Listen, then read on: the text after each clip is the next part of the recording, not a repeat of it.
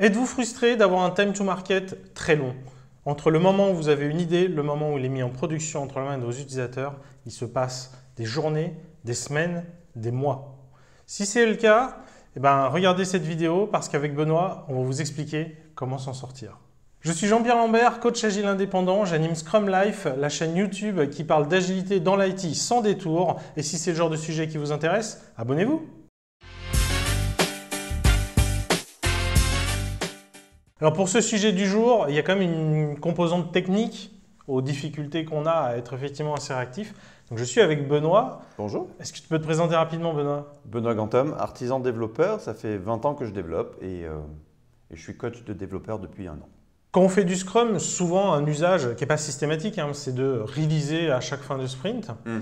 Donc assez naturellement, le cycle de release et donc du coup quelque part le time to market, il est directement lié à cette durée de sprint. Et parfois on venait face à des équipes qui font des sprints de 4 semaines, 3 semaines. Et c'est compliqué de les amener à des durées de sprint plus courtes pour plein de raisons. Et une de celles-là justement, c'est de dire ah ouais mais on ne va pas réussir à réaliser à si peu de temps. En fait, ça dépend vraiment du projet et de la maturité de l'équipe, mais de la maturité au sens large parce que ce que je réalise, c'est qu'il y a les devs, certes, qui peuvent aller vite, mais il y a aussi tous les donneurs d'ordre.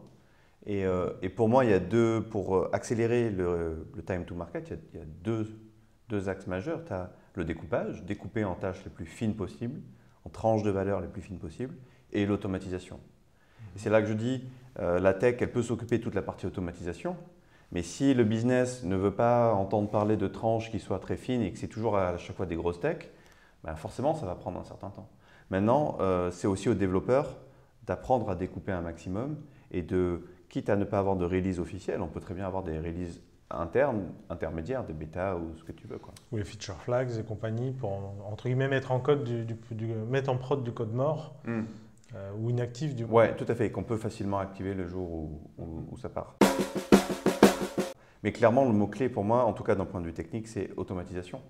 Là, je te faisais part d'une anecdote où en une demi-heure, une fois, j'avais reçu un appel d'un client qui, alors que je n'étais pas du tout en train de travailler sur ce projet, mais sur un autre projet, il m'appelle, je stache ce que je suis en train de faire sur Git, je passe sur mon projet. Alors évidemment, la tâche en elle-même, elle n'a pas pris des plombes, elle a pris un quart d'heure. Mais ce que je veux dire, c'est que j'ai quand même respecté tout notre processus qualité. Évidemment, je travaille en TDD, enfin je dis évidemment, mais pour ceux qui me connaissent, c'est évident. Pour Benoît. Voilà. Et donc c'est aussi ça, à un moment donné, qui permet d'avoir cette sérénité. J'étais parfaitement serein, j'ai fait une mise en prod en quelques minutes. Tout le processus d'intégration était automatisé. Donc, je n'ai pas fait le cow-boy, j'ai vraiment suivi toutes les étapes de validation, de confirmation pour arriver à un moment donné à faire un git push et poum, c'est en prod, quoi. Et ça, alors qu'il y avait des utilisateurs sur la prod et en étant en plus parfaitement serein. Et donc du coup, voilà, entre le moment où tu as eu le coup de fil et le moment où tu les as rappelés pour leur dire que c'était bon. Dans ce cas-là, c'était 30 minutes. Je ne vais pas dire que c'est mon quotidien, j'ai quand même le plus souvent des tâches un petit peu plus grandes que ça.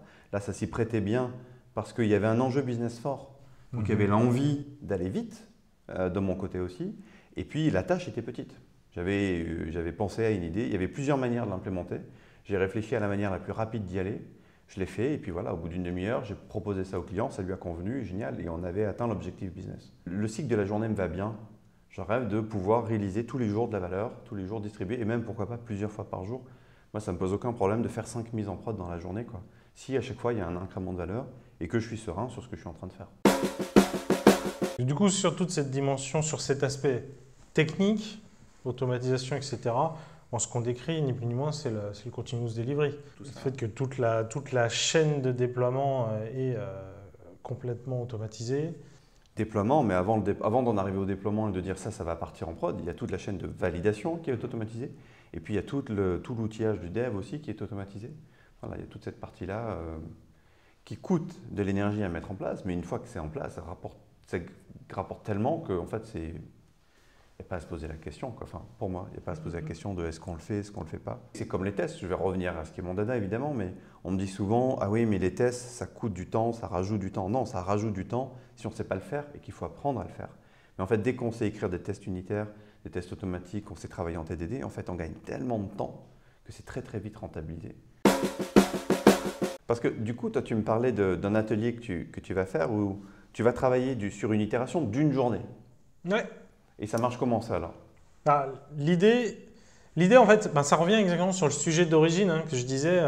Est-ce qu'on ne pourrait pas raccourcir l'itération? Comme ça, on sera plus réactif, on sortira les choses plus vite. Et on nous dit, ah non, mais c'est pas possible, techniquement, c'est pas possible. L'idée, c'est plutôt, non, raccourcissons-la, ça nous forcera à le rendre possible. Oui, parce que normalement, le réflexe traditionnel, c'est que les gens disent, c'est trop court, donc on rallonge. C'est ça. Sauf qu'en rallongeant, tu fais qu'augmenter les problèmes en général. Du coup, il y a beaucoup de choses dans le monde du logiciel, de l'agilité et du produit qui sont contre-intuitifs. Et ça, c'en est une. C'est qu'au contraire, pour livrer plus de choses, il faut faire moins de choses, il faut aller plus vite, justement faire des itérations plus courtes, etc. Et cette idée-là, si on la pousse plus loin que juste une itération plus courte, c'est plus petit 2 semaines, plus petit 1 semaine, plus petit 3 jours, plus petit 1 jour. Oui.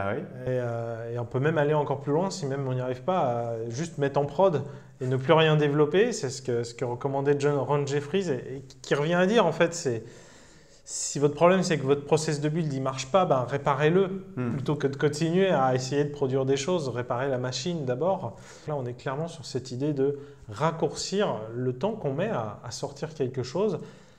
On imagine bien que la dimension technique reste importante, donc ça reste un point de blocage.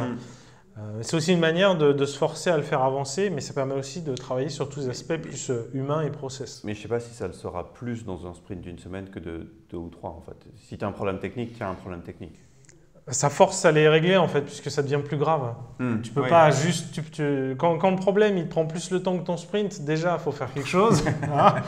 C'est clair. Ensuite, c'est ce que nous disait Constantin quand on a fait l'épisode sur un sprint d'1 semaine. Sur un sprint d'1 semaine, on peut plus se permettre de déraper, quoi. S'il y a une story qui est pas sèche et que c'est au bout de 2 jours qu'on a l'aspect qui tombe et que c'est pas la bonne, on a déjà cramé la moitié du sprint, c'est mort. Donc on est obligé de devenir carré et c'est ça, ou de travailler plus ensemble, etc. Donc dans tous les cas, plus c'est court, mieux c'est. Et voilà pour cet épisode, j'espère que vous l'avez apprécié. Si c'est le cas, partagez-le sur les réseaux sociaux, mettez des commentaires et puis bien sûr les pouces vers le haut de préférence. Vous pouvez aussi participer au Tipeee.